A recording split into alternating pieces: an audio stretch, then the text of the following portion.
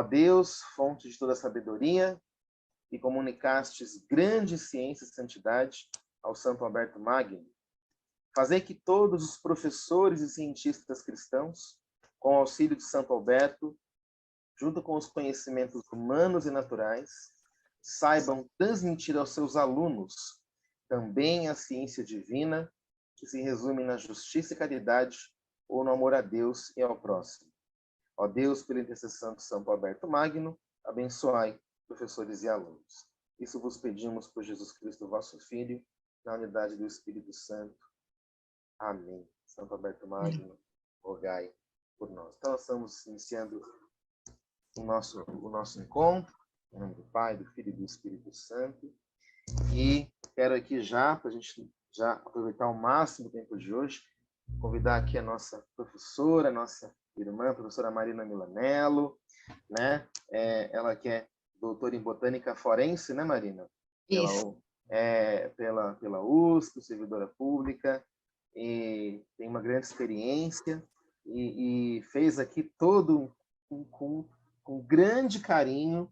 Ela preparou aqui um material para lá de especial para a gente, para falar um pouquinho dessa experiência, desses nossos irmãos e irmãs, mas eu vou deixar que ela mesma fale. Marina, por favor, seja muito bem-vinda, e mais uma vez acolhendo todos que estão chegando, né, para esse nosso último encontro das Segundas de Fé e Ciência. Marina, com você a palavra.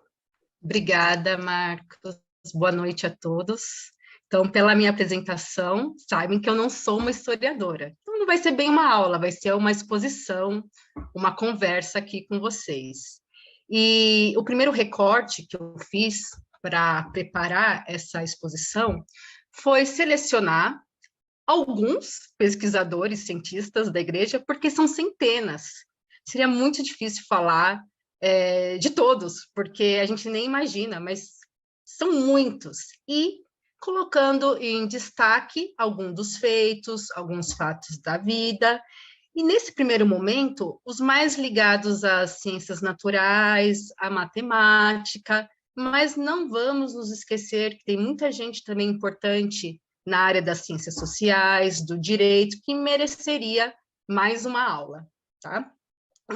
E, para facilitar, como é muita gente também, mesmo fazendo esse apanhado, né, essa visita aí a cada um deles, mesmo que panorâmica, se você sentir, achar que for legal, anotar o nome de algum que você se encantou, depois a gente pode trazer no final da aula e conversar um pouco sobre eles. De repente, né, tem algum que você nunca ouviu falar e fala, nossa, que incrível a vida dessa pessoa.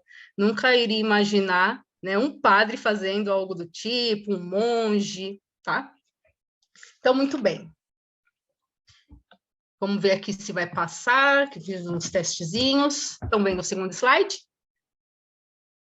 Sim. Vou começar expondo para vocês que, desde os primórdios, sempre se tratou a verdade como uma coisa só. Sejam os druidas, os xamãs, os guias espirituais, eles eram responsáveis por uma certa investigação científica, ao mesmo tempo que eles transmitiam a religião. As coisas não eram tão separadas assim. As questões de fé não se desvinculavam das explicações do mundo natural, porque, afinal, tudo provém de Deus, né? Muito bem, vamos ver o que esse cientista católico, Jerome Lejeune, né, que um médico, descobridor da trissomia do cromossomo 21, foi presidente da Pontifícia Academia para a Vida, disse: não há nenhum ponto em que se verifique um divórcio entre a ciência de hoje e a religião de sempre. Não há nenhuma questão de fé sobre a qual a ciência possa afirmar algo, e quanto mais nos surpreender, já que sabemos de antemão que não pode haver incompatibilidade alguma entre o objeto da religião e o da ciência, ou seja, entre a verdade e o verificável. Então, qual que é a grande diferença dos guias espirituais antigos para um cientista católico? Está aqui. A verdade é una, mas ela tem aspectos. Um é o do grego aletheia, o que não é escondido, é revelado. Essa é a nossa fé, a verdade revelada. E também tem um aspecto da verdade que é o veritas, do latim, que é o verificar, que é a ciência, é a verdade empírica, é o que eu verifico com os experimentos, por exemplo. Um cientista que nós vamos abordar bastante até a vida dele, que é o padre Lemaitre, ele disse assim, vou ler para vocês. Por acaso, a igreja poderia ter necessidade de ciência? Não. A cruz e o evangelho lhe bastam, mas nada que seja humano é alheio ao cristianismo. Como poderia a igreja se desinteressar na mais nobre das ocupações estritamente humanas, a investigação da verdade? Ou seja, o Lemaitre está querendo dizer o seguinte, o cientista tem a vida dele no laboratório, na bancada, fazendo experimentos, calculando, mas ele não vai usar isso para provar algo do Gênesis e nem vai usar o Gênesis para conduzir o experimento dele, certo? Lógico que as coisas têm pontos de conexão, mas eu não uso um sobre o outro. Eu tenho a minha fé e eu tenho o meu trabalho de laboratório, onde não põe em risco a minha fé, aprofundo até a minha fé. Nessa investigação, eu conheço as maravilhas da natureza, eu posso tentar entender a estrutura, a ordem lógica, a origem do mundo criado, e eu posso me sentir também inspirado ou entender melhor o que são essas perguntas cruciais sobre o sentido da vida. Veja o que alguns cientistas falam. Não vejo nenhuma contradição entre ciência e fé. Pertencem a duas esferas diferentes. Nós, cientistas, seríamos muito ambiciosos e arrogantes se imaginássemos que podemos explicar a origem do mundo. Essa é a Fabiola Gianotti, diretora-geral do CERN, né, o acelerador de partículas. Outro exemplo. Eu sei que o conceito de Deus me ajudou a lidar com muitas questões na vida. Me guiou em situações críticas e eu vejo confirmado em muitas ideias profundas sobre a beleza do funcionamento do mundo. Werner Haber, né, ele foi Nobel e também presidente da Pontifícia Academia de Ciências. Descobri que há uma harmonia maravilhosa nas verdades complementares da fé e da ciência. O Deus da Bíblia, também o Deus do genoma. Deus pode ser encontrado na catedral, no laboratório. Tudo é um louvor, né? Investigando a criação incrível e majestosa de Deus, a ciência pode, na verdade, ser uma forma de louvor. Francis Collins, um biólogo molecular. Muito bem. É lógico que essas perguntas, quem somos, de onde viemos, para onde vamos, é muita pretensão da ciência querer responder tudo isso de bate-pronto, mas ela pode nos ajudar, instigar, inspirar, certo? Veja só, no caso da grande tradição em astronomia que a igreja tem. Os padres olham para o universo para se conectar com o Criador. O Vaticano tem 2 observatórios, um em Roma e um no Arizona, porque lá tem menos poluição, as condições climáticas são excelentes. Eles têm periódicos, publicam artigos, e estão pesquisando, sendo padres e pesquisando. Veja só o que um diz. Acho que pessoas que são destinadas para as grandes questões sobre fé também estão destinadas à astronomia, porque nela você também faz grandes questionamentos. E esse outro ao lado, muitos cientistas são também pessoas com uma fé religiosa bastante convencional. Eu, um físico, sou um exemplo. Creio em Deus como Criador e como amigo, isto é, creio que Deus é pessoal e interage conosco. Essas imagens que vocês estão vendo estão no site do Observatório do Vaticano, foram produzidas pelos padres. Portanto, o Vaticano pesa muito pelo avanço científico. A Pontifícia Academia de Ciências, ela teve o seu início em 1603. Naquela época, ela se chamava Academia dos Linces, porque se imaginava que os linces enxergam mais longe do que os humanos, então eles eram os linces. E muitos ganhadores, né, do Prêmio Nobel fizeram parte e ainda fazem, tá? Desde 1906, ela se internacionalizou demais, e alguns brasileiros fazem parte e já fizeram parte, a gente vai falar um pouquinho deles.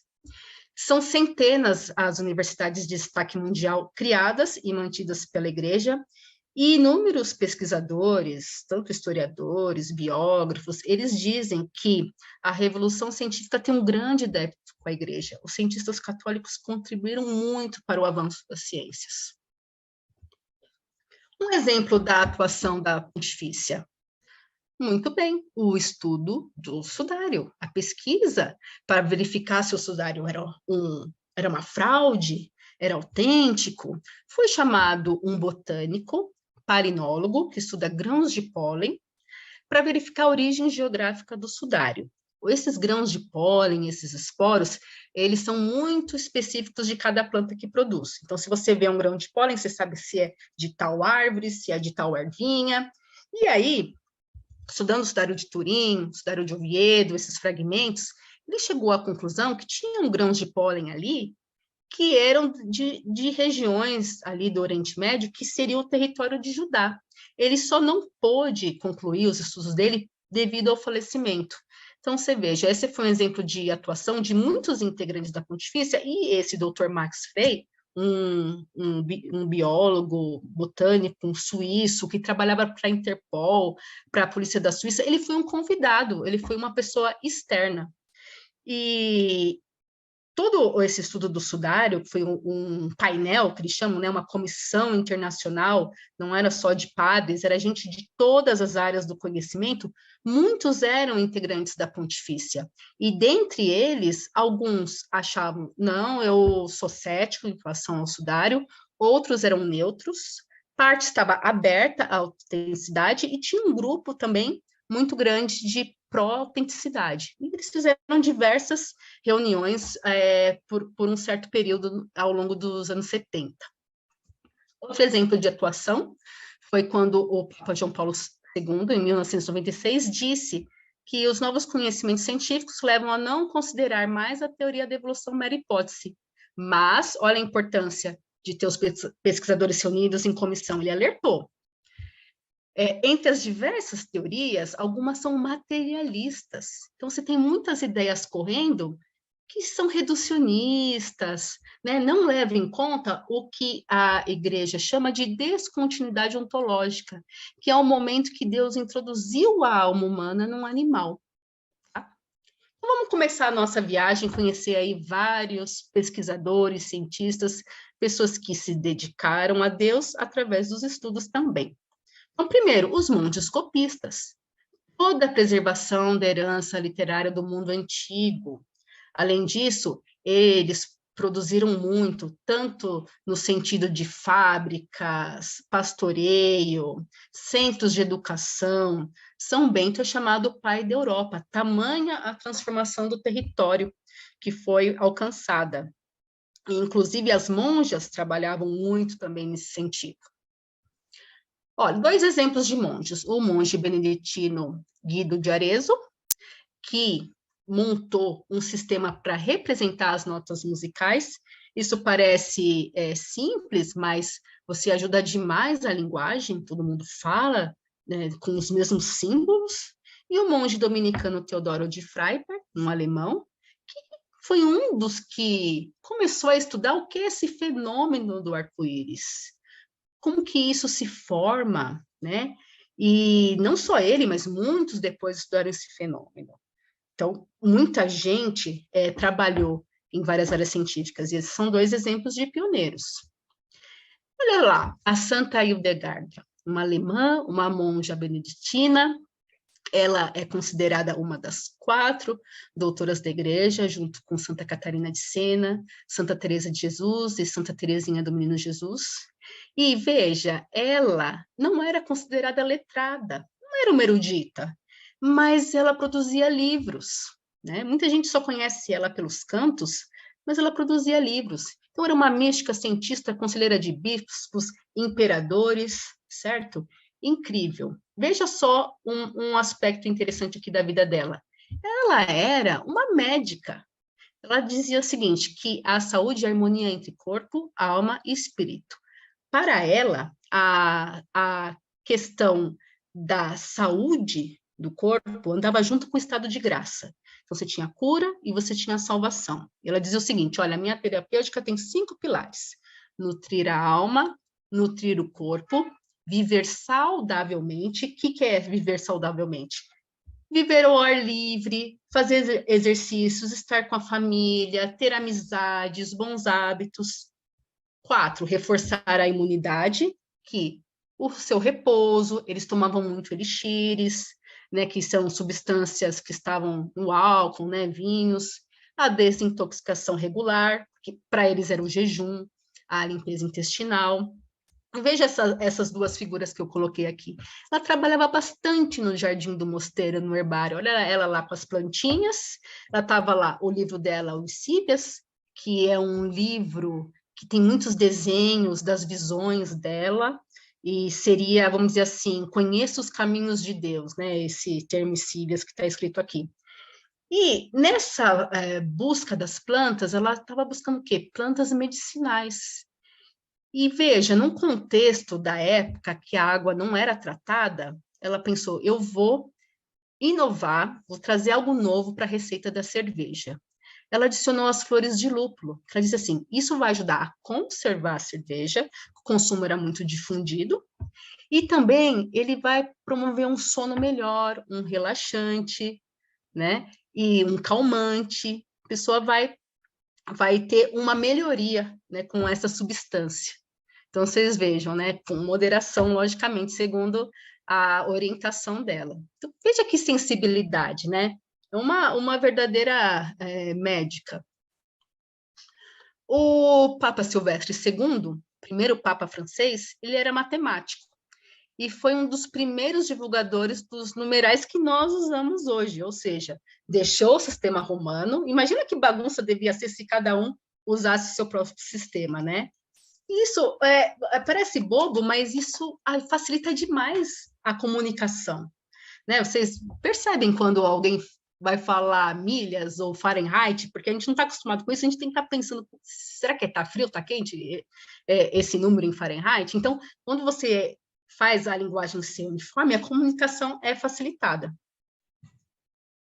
E como a nossa oração de início, Santo Alberto Magno, era chamado de Alberto Grande, um sacerdote dominicano, bispo, doutor da igreja, escreveu sobre muitos assuntos e é considerado o santo padroeiro das ciências naturais. Ele estudava na Universidade de Pádua, onde ele conheceu os escritos, né, a filosofia aristotélica, e foi o primeiro a comentar a grande maioria das obras, a completude praticamente das obras de Aristóteles, e trouxe também para o debate os trabalhos dos muçulmanos que comentavam Aristóteles. Isso foi um avanço tremendo para a filosofia da época. E ele estaria muito bem lá estudando, mas a Virgem Maria apareceu para ele numa visão e pediu para ele ser um sacerdote. Logicamente, ele aceitou, né? Como ele era zeloso demais, devoto demais, ele aceitou ser padre. E em 1248, ele foi encarregado de abrir um estudo teológico em Colônia, e quem ele levou consigo? O seu pupilo, Tomás de Aquino, Santo Tomás de Aquino.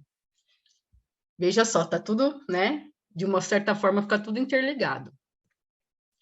Roger Bacon, chamado Doutor Admirável, um monge franciscano, ele vinha de uma família muito rica, então ele tinha muitas condições de estudos, melhores escolas, ele era discípulo do bispo Robert Grosseteste, que também era um excelente cientista, fundou a escola de Oxford, escreveu demais, eles já defendiam já os experimentos controlados. E o Roger Bacon estudou em Oxford, em Paris. Isso é possível por quê? A linguagem unificada era o latim. Então, eles podiam transitar por diversas regiões da Europa, que no ambiente acadêmico eles usavam o latim. A vida dele é muito interessante porque ele estava assim, desenvolvendo coisas, vamos dizer assim, bem na interface ali, na crista, né, dos acontecimentos, e às vezes era alvo de alguma investigação, da Inquisição, e diziam que o Papa protegia os escritos dele. Mas teve realmente uma vez que ele foi preso pelo superior, o São Boaventura. Então, ele teve uma vida bastante agitada. E ele defendia que a astronomia e a matemática não deveriam ficar na teoria, elas tinham que fazer parte da vida prática das pessoas, né?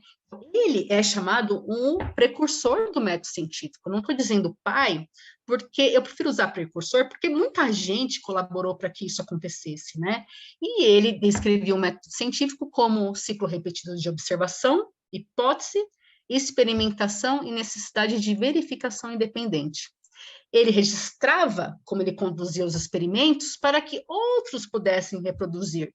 Quem passou aí por algum estágio científico ou na faculdade, tinha lá no seu relatório o item material e métodos, que você tem que escrever de uma forma que as pessoas que leiam, se quiserem reproduzir, possam fazê-lo, né? E até discutir se chegaram a resultados diferentes dos seus, certo? Isso é bem interessante. E olha lá, ele já estava chamando nossa atenção para isso. Vamos avançar no tempo?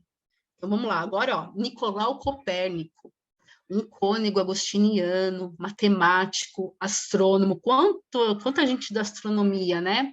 Defensor da teoria heliocêntrica, e foi, olha, era uma época que as pessoas não tinham uma carreira só, né? Você vê, jurista, político, médico, líder militar, diplomata, economista, eles eram muita coisa. E, inclusive, essa questão do Copérnico, os estudos dele, da teoria heliocêntrica, ele dedicou, na época, né, ao Papa Paulo III, e foi muito importante para mudar o calendário litúrgico e ter uma melhor previsão da data da Páscoa, né? Então, teve uma certa reforma do calendário baseado na teoria heliocêntrica. Mas ele acreditava que as órbitas eram circulares e depois foi corrigido pelo Kepler, né, que mostrou que as órbitas eram, então, elipses. Bem, Galileu Galilei, um italiano, astrônomo, físico, engenheiro, muito atuante na academia, muito próximo dos cardeais, como vocês viram, tinha um monte de astrônomo ali, e ele morreu assistido por um sacerdote. Nós vamos esmiuçar no final dessa exposição tudo o que aconteceu com ele, mas era um cientista católico, viveu como católico, morreu como católico. R. Gassendi, um padre francês, ele fez algo muito interessante, porque ele saiu um pouco do aristotelismo, que era dominante, né, da filosofia escolástica, e ele recuperou algumas ideias dos antigos gregos sobre o atomismo, e ele começou a trabalhar com átomos, moléculas, mas para isso também, o que é interessante do trabalho dele, é que isso não afetou a fé, né? Então, do jeito que ele trabalhou, ele não se preocupou, porque ele podia falar tranquilamente sobre livre-arbítrio, sobre o Deus infinito, sobre a imortalidade da alma. Então, mesmo que ele não tenha usado a escolástica, isso não afetou os estudos dele. Ele foi bebendo de outras fontes e foi muito bem sucedido. O Beato Nicolau Steno, um bispo dinamarquês, ele veio de uma família luterana e era uma criancinha muito frágil, muito doente, que mal conseguia brincar. Então, ele teve uma infância muito sofrida, sobreviveu a uma peste que matou muita gente enquanto ele ainda era criança, e ele foi se dedicando aos estudos, começou a ir muito bem em anatomia, em geologia, tanto que ele é chamado, né, pai da estratigrafia, pai da geologia, e teve uma vida muito bonita, foi inclusive beatificado, né, pelo Papa João Paulo II.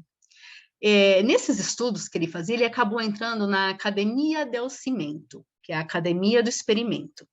Essa academia foi fundada por alunos do Galileu, alunos de outros pesquisadores, então eles se reuniam e nas atividades deles, eles estipulavam princípios. Falavam assim, nós não vamos especular, nós vamos melhorar os instrumentos, criar instrumentos, vamos estabelecer padrões de medida para todo mundo falar a mesma língua, e a gente sempre vai testar e testar de novo, né? Provar e provar de novo. A gente não vai ser folgado com isso, preguiçoso com isso. E nesse convívio com esses amigos, ele acabou se convertendo ao catolicismo. Olha só, até anotei aqui as datas, porque é uma coisa muito interessante. Ele se converteu em 1671. Em 1675 era padre, em 1677 ele era bispo. E aí ele sentiu no coração dele que ele tinha que evangelizar o norte da Alemanha. Ele deixou tudo para trás e foi fazer isto. E ele ganhou uma fama de santo na região enorme, porque a força dele para evangelizar era fenomenal. Muito bem. Então, vamos aqui avançando no tempo.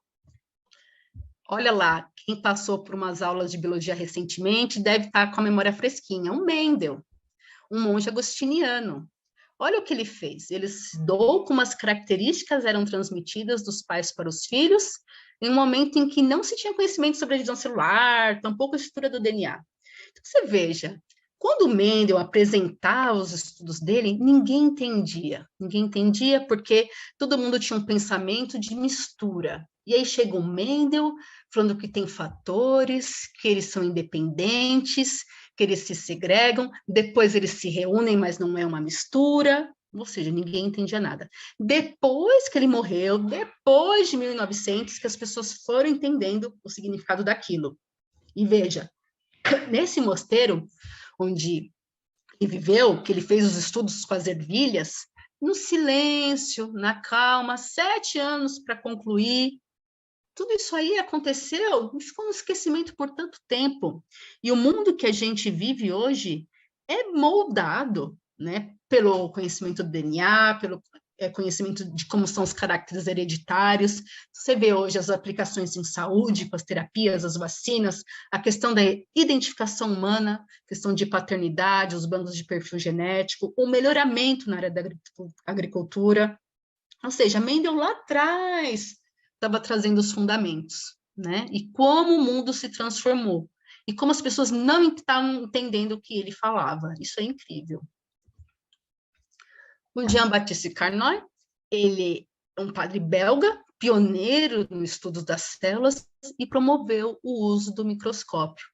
Parece uma coisa assim corriqueira, ele estudava células, usava o microscópio, mas vocês vejam, né? A defesa que a igreja faz da vida desde a concepção é por quê? Porque com o uso do microscópio, cientistas começaram a perceber que existiam gametas, e quando eles formavam um zigoto, a partir daí, não é nem mais nem o pai, nem uma mãe, é um novo ser, né? E para a igreja, então, ali é o início. Então, vocês vejam, estudo de células, um microscópio faz você, né, ter uma visão do que você tem que lutar, defender e proteger, certo? Agora chegamos no Padre Lemaitre, aquele da frase que eu contei para vocês, né, no início da aula, que igreja, poxa, já temos a cruz, já temos o evangelho, por que a gente vai se preocupar com ciência? Ciência é importante também, né? E ele era um grande cientista, um cosmólogo, que é isso? Ele falava do universo, da criação do universo, né? Do surgimento do universo, um astrônomo, um físico.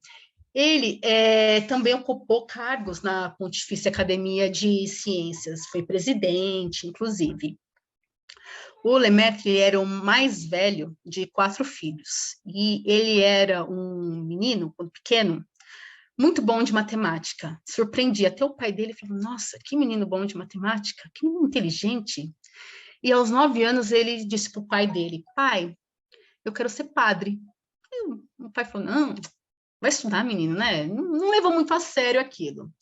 Estudando na escola dos jesuítas, os jesuítas também perceberam, nossa, mas que menino talentoso, que menino bom de matemática, que menino inteligente. E aí ele foi estudando. Se formou em engenheiro, trabalhava com engenharia de Minas, e aí estourou a Primeira Guerra Mundial. Lá vai o Lemaitre combater.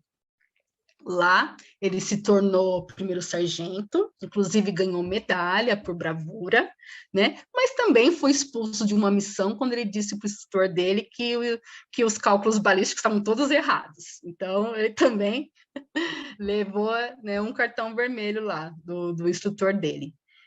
E ele lá vivendo como primeiro sargento, esse período de guerra, vendo aquelas atrocidades, o chamado dele para ser um padre, o coração dele estava ardendo, né? Ele queria ser padre.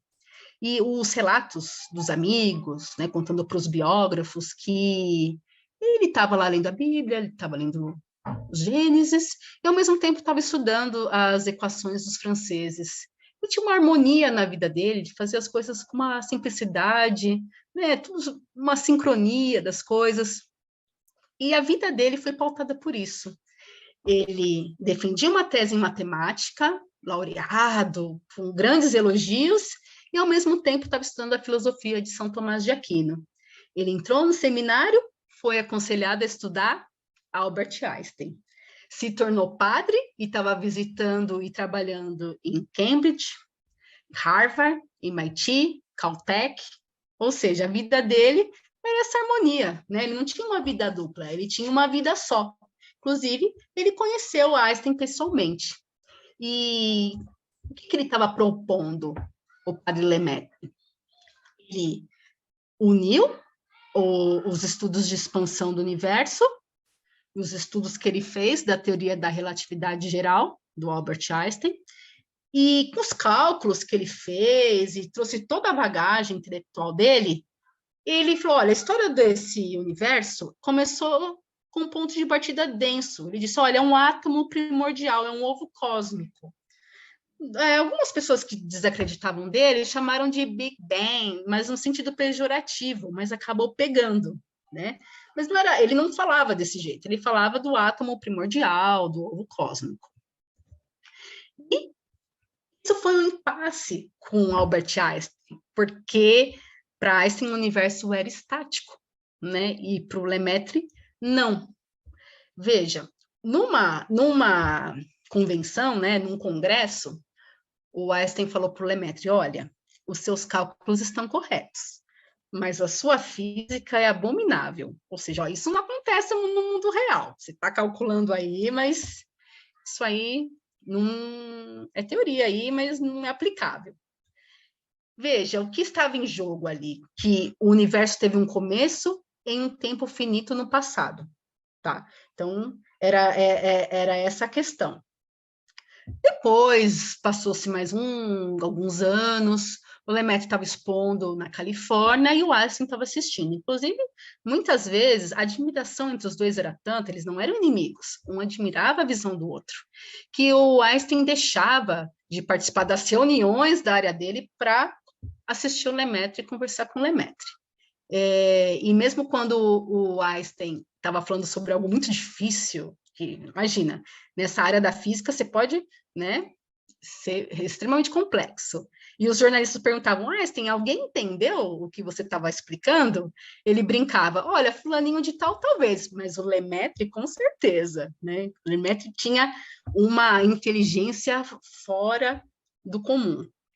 E aí o Lemaitre explicando do momento estável do universo, do momento de expansão, explicando como que era a teoria dele, né, do ovo cósmico. O Einstein falou, poxa, olha, foi a mais bela e satisfatória explicação da criação que eu já ouvi. Aí, nossa, né, o Lemaitre ficou contente, nossa, né? O Lemaitre, sabe o que o Lemaitre pensou? Ele, como bom tomista treinado que ele era, ele não falou, mas ele pensou, o Einstein está confundindo as coisas. Esses cientistas confundem as coisas. Eu não estou falando da criação dos genes. Eu estou falando de um começo. O começo do universo. Por quê? Que veja, ele sabe que a natureza, você vai desvendando e vai avançando. Se esse universo está encapsulado por outra coisa que hoje a gente não conhece, então Deus criou essa outra coisa primeiro.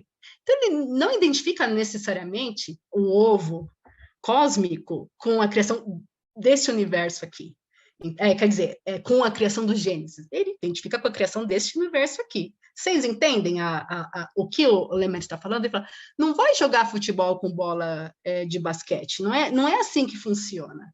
Ele falou, esses cientistas estão trocando as bolas. O Lemaitre tinha uma inteligência sofisticada, ele não tentava acomodar os Gênesis nos cálculos dele e nem fazia os cálculos dele orientados pelo Gênesis. Ele sabia jogar o jogo, né? E veja que interessante que antes dele falecer, ele teve a notícia do evento de radiação cósmica, que era uma prova física dos cálculos dele, né? Então, ele ainda, diferente de Mendel, ele viu, né, ele teve o reconhecimento máximo e era muito admirado. O Jérôme Lejeune, um médico, né, que também falamos no início da exposição, francês, geneticista também, descobriu, né, a trissomia do par de cromossomos 21, responsável pela síndrome de Down, e isso teve um efeito social muito forte, porque as crianças que tinham síndrome de Down, elas eram escondidas. As pessoas julgavam, isso é um castigo para a família, ou ainda pior, as mães eram promíscuas, então as mães choravam quando ele explicava que era uma questão cromossômica. E o que o Jérôme Lejeune estava buscando? Ele estava buscando a cura. Será que a gente consegue silenciar esse cromossomo a mais, para não atrapalhar aqui as coisas? Se não der para silenciar, curar, será que a gente consegue promover tratamentos, alívio para esses pacientes? E com isso, ele se tornou um dos idealizadores e o primeiro presidente da Pontifícia Academia para a Vida. Pena que ele morreu também em 1994, e ele, né, está em processo de beatificação, reconhecidas já as virtudes heróicas dele, porque ele batalhou demais, porque muitos cientistas, médicos, biólogos estavam usando este conhecimento no pré-natal para os abortos. Então, para abortar as crianças que tinham a síndrome de Down. E ele lutou demais contra isso. Ele, que era tão festejado, laureado, passou a ser rejeitado, deixado de lado. Ele conversou com a família dele, dizendo assim, olha, eu acho que não tem nenhuma chance de ganhar um prêmio Nobel. E ele poderia ser um, né, dos indicados, mas ele lutou muito no contexto dos anos 60, que estava se buscando, né, o aborto irrestrito, e ele lutando contra. Então, ele sofreu demais com isso, mas foi uma boa luta, né? Ele foi até o fim para defender essas crianças. E eu, de propósito, separei os jesuítas fora da nossa linha do tempo para vocês perceberem a força da Companhia de Jesus na ciência. Vou dizer para vocês que, olha, os estudos dos terremotos, a sismologia, era conhecido até como ciência jesuítica, de tanto jesuíta que estava estudando isso. Então, vamos abrir aqui com Maturidi, um padre italiano.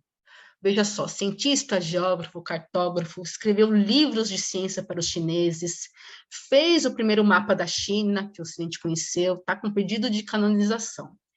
Ele era tão íntimo do imperador chinês que disse que o calendário continha erros. E também escreveu, né, o Tratado de Geometria Euclidiana em chinês. Isso promoveu um avanço científico enorme na China de então. E ele viveu para os chineses, ele morreu em Pequim. E percebam que ele nasceu em 1552. Quem morreu em 1552? São Francisco Xavier, né? O apóstolo do Oriente, que só deve ter convertido menos gente que São Paulo, né?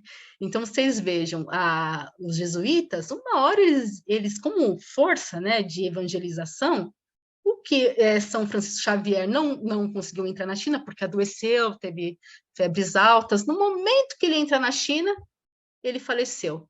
Maturidi entrou na China e entrou também no coração ali dos chineses. Christoph Scheiner, um padre alemão, físico, astrônomo, matemático, descobriu as manchas solares, fabricou o primeiro telescópio.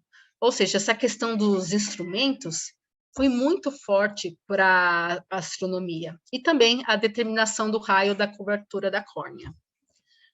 Giambattista Riccoli, guardem esse nome, um padre italiano, astrônomo, a primeira pessoa a medir a taxa de aceleração de um corpo em queda livre. E também foi responsável por nomear muitas crateras da Lua. Olha só a força da astronomia também dentre os jesuítas. Athanasius Kircher, um padre alemão, ele teve o apelido, né, do último homem que sabia de tudo. Hoje o conhecimento é tão segregado, cada um na sua especialidade. Ele, olha, comandou, a partir da Biblioteca do Vaticano, né, um dos maiores projetos culturais que se tem notícia. Ele falava sobre tudo. Magnetismo, né, a propagação do som, o interior da Terra. Ele era uma pessoa realmente fascinante. Primeiro a defender que as doenças eram causadas por micro-organismos, mas, veja, ele também cometeu equívocos. Os conhecimentos que a gente tem hoje, normal. Ele avançou em algumas áreas que ele também não tinha tanta certeza. Inclusive, ele fez até um rapel no Vesúvio para poder estudar como era dentro do vulcão. E muitos dizem que o legado dele também é essa inspiração para a exploração. Ele inspirou as pessoas nessa persistência, nessa busca. O Robert Boscovich, um padre croata. Veja que eu estou falando muito dos padres, dos bispos, porque esses a gente tem realmente certeza de que eles estavam no seio da igreja, e outros que possam ser cientistas que se diziam católicos, mas a gente não sabe tão bem a biografia deles. Esses eram padres, eram bispos, eram monges. Então, ele é um padre croata astrônomo, precursor da teoria atômica moderna, esboçou ideias da teoria da relatividade. E veja, eu coloquei de propósito aqui o busto dele nas cédulas, porque é um orgulho nacional também da Croácia.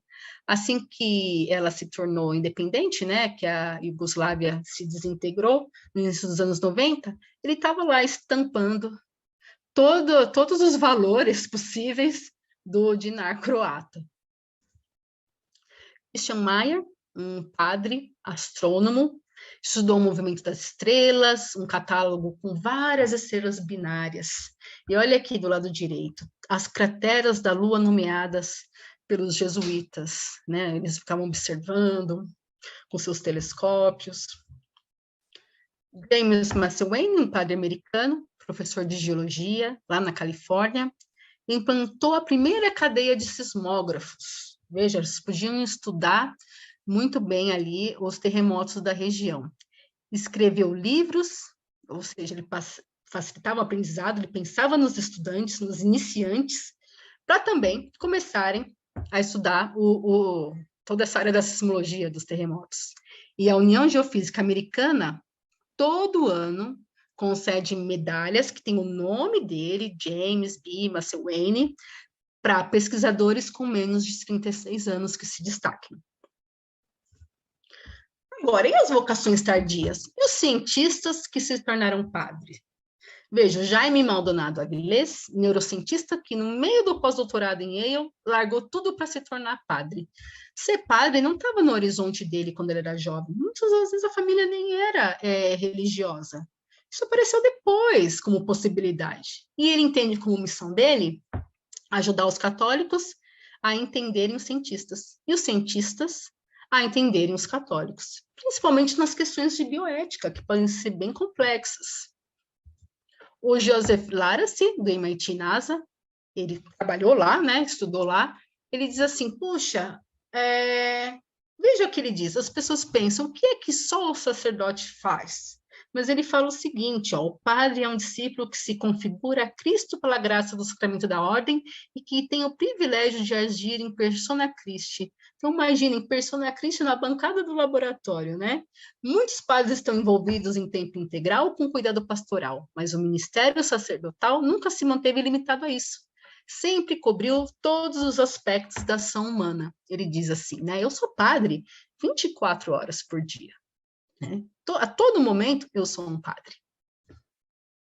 E os padres e leigos cientistas no Brasil? Veja bem, o padre Bartolomeu Lourenço de Gusmão foi um pioneiro da aviação e ele era de Santos, né? E a Força Aérea concede uma medalha ali também com o nome dele, com essa honraria. Aí é um frei alemão que, né, veio para o Brasil, Miguel Witt. ele promoveu muito o ensino das ciências naturais, da fotografia, e tem um museu que pode ser visitado, um museu de ciências naturais em Luzerna, em Santa Catarina. O padre Jesus Santiago Moro era de Ribeirão Preto, ele biólogo, zoólogo, estudava as abelhas, descreveu cerca de 500 espécies, né, e subespécies de abelhas, catalogou outras 12.000. Ele, inclusive, trabalhou na Caatinga, no Cerrado, muito ativo, participou da reformulação da Universidade Brasileira junto com Anísio Teixeira, lembra, né, da questão da universidade pública, universal, e todos os alunos dele, os conhecidos, falam, ele se dedicou tanto à ciência como às atividades religiosas.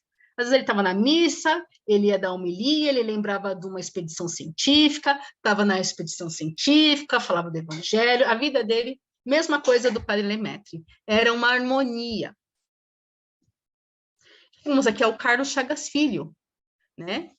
Filho de quem? Do médico Carlos Chagas, certo? Então, ele era médico, professor, diplomata, cientista e ensaísta.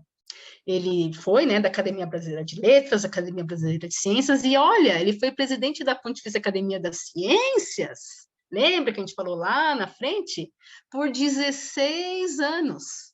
Foram praticamente umas 80 reuniões que ele ajudou a formar. Ele foi indicado porque ele era muito ativo na Unesco. Ele tinha muito contato com observadores do Vaticano. Ele produzia muito, ele teve uns 16 títulos de honoris causa, né? Ele realmente trabalhava muito e teve uma conversão meio que tardia. A família dele não era uma família exemplo, né, de católicos. A mãe dele ia à missa, mas ele realmente não sabe dizer se o pai dele era ou não católico. Teve uma conversão um pouco mais tarde, até se espantou com a indicação, e foi durante a presidência dele que foram conduzidos as pesquisas no sudário e também a reabilitação de Galileu Galilei, que nós vamos falar agora. Então, veja, o que a gente ouve por aí sobre o caso do Galileu Galilei? Nossa, foi um mártir da ciência, condenado na Idade Média, uma igreja obscurantista, morreu de tortura, morreu por dizer que a Terra era redonda. Aí o professor Wallace pode até falar se tudo isso aí não parece uma pós-verdade. Por quê? Quando a gente vai analisar os fatos, a gente vê, bom, ele não foi torturado, ele nem morreu, né? Nem morreu por isso, também nem era questão da Terra ser redonda, ele não viveu na Idade Média, como vocês podem ver, tinham muitos cientistas na igreja. Então, o que foi que aconteceu? Bom, vamos iniciar. A questão da Terra redonda, Pitágoras já falava sobre a esfericidade da Terra, da Lua, do Sol, já tinha tido uma expedição de circunnavegação, né, que provava essa esfericidade. A teoria heliocêntrica, desde Aristarco de Samos, vocês viram também Copérnico, defendia Sol no centro do sistema, e a teoria geocêntrica de Ptolomeu, era a Terra no centro do sistema, que era a corrente defendida pela igreja nessa época. O que acontece? Quando o Galileu defende o heliocentrismo, ele também acabou entrando num debate com os teólogos do século XVII. Por quê? Você tinha ali muitos séculos do sistema de Ptolomeu, você tinha muito o aristotelismo, a escolástica vigente, que tinham certas complicações ali, decorrências, e muitos jesuítas dedicados à astronomia que perceberam que tinham falhas que a defesa do Galileu fazia. Por quê? Porque o Galileu se apoiou no fenômeno das marés para defender o heliocentrismo. Isso era uma prova insuficiente, e os jesuítas sabiam disso. E o Galileu acabou rejeitando a sugestão de apresentar o sistema de Copérnico como hipótese, né, até ser confirmado com provas irrefutáveis. Isso acabou gerando muito conflito, porque naquela época os teólogos acabavam usando a Bíblia para ensinar as ciências naturais. E o Galileu, em vez de responder com argumentos físicos, acabava também atacando com argumentos bíblicos, né? No primeiro processo, em 1616, na sessão do Santo Ofício, os consultores eles apresentaram que o Sol fixo, isso era considerado falso, absurdo, e a rotação da Terra e a translação em torno do Sol também, falsa e absurda. No dia seguinte, o Papa se reuniu com os cardeais numa sessão privada e depois pediu para o cardeal Bellarmino, também, numa audiência particular, conversar com o Galileu. Falou, olha, Galileu, deixa como hipótese, não defende a teoria copernicana da forma como você vem fazendo, deixa como hipótese. E o Galileu concordou, recebeu o preceito de não sustentar, ensinar, defender, né? Então, nem houve realmente um processo de fato. Tudo foi resolvido com essas sessões particulares, com essas sessões privadas. Só que tinha acontecido essa situação do sistema, né, heliocêntrico ser colocado como falso, né, como herético. Isso estava incomodando o Galileu e chegava cometa, eles estavam observando os avanços do telescópio, estava vendo que a situação ia voltar a ferver. E em 1118, ele estava mais combativo, voltou a escrever livros. O Papa Urbano VIII, que era o Papa de então, né, ele disse, olha, não entra em conflito com o Santo Ofício, trata o sistema de Copérnico como hipótese de novo, né, contemporizando, mas o Galileu também acabou apelidando o Papa, teve muita desavença, né, xingamentos de ambas as partes, e acabou que a condenação de 1633 deveu à desobediência de Galileu, aquele compromisso de 1616. E aí, então, ele foi preso na própria cidade dele, né? Uma prisão domiciliar. Os historiadores, quem se debruçou sobre os documentos do Vaticano, diz, olha, esse processo do Galileu não se tratou de um conflito em ciência e religião, mas foi uma crise interna da igreja. Por isso que o Galileu foi reabilitado, né? Ele não foi condenado por causa do que ele defendia, mas foi um modo, né? O argumento ali era insuficiente. Só teve uma prova ótica em 1741 e depois a prova cabal mesmo em 1851, né, com o pêndulo de Foucault. E essa mistura dos argumentos bíblicos, os xingamentos, tudo tornou a disputa muito acirrada, né, muito quente. Houve esse erro por parte dos representantes da igreja, que eles acabaram se intrometendo numa matéria que era exclusivamente científica, acabaram condenando um sistema astronômico. Mas você veja, os escritos de Galileu, eles já tinham voltado, já tinham sido, vamos dizer assim, relativamente reabilitados, lá atrás, já com a prova ótica em 1741, pelo Papa Paulo XIV, se não me engano.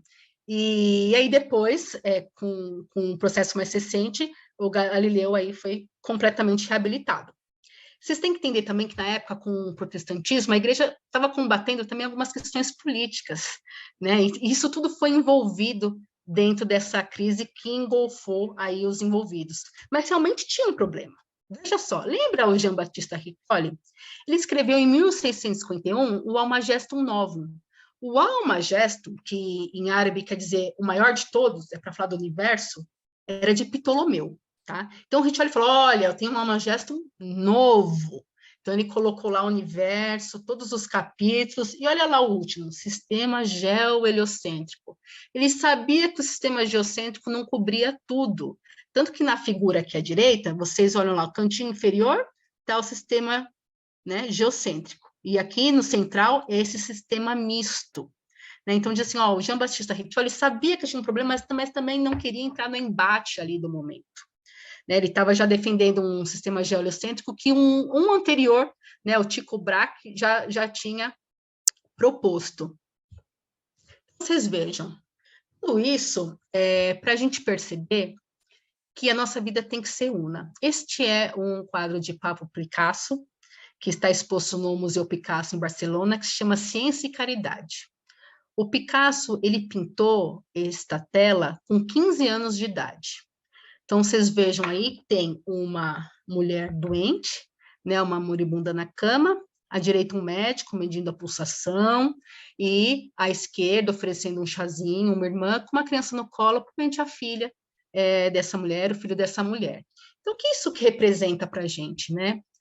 A gente precisa da ciência, a gente precisa da medicina, o médico aí está tentando ver o que é melhor para essa senhora, se é a possibilidade de tratamento, de cura, ou pelo menos oferecer um alívio. E ali o que a irmã está representando, né? A fé, o consolo que a fé nos dá, a certeza da vida eterna, a certeza da ressurreição, que essa criança, se tornar órfã, vai ser uma filha especial de Nossa Senhora. Então, essas coisas, elas não entram em conflito, elas fazem parte da nossa vida. E tudo isso para dizer que todos esses cientistas viveram a vida assim, em plena harmonia. Quando eles trabalhavam no laboratório, eles não estavam preocupados se eles estavam desafiando algum conceito bíblico, estavam simplesmente trabalhando e profundamente rezando, profundamente participando das missas, nos cantos, e viviam assim com toda essa simplicidade, né? Então, eu espero que vocês tenham gostado dessa aula. Estou aqui à disposição para conversar com vocês.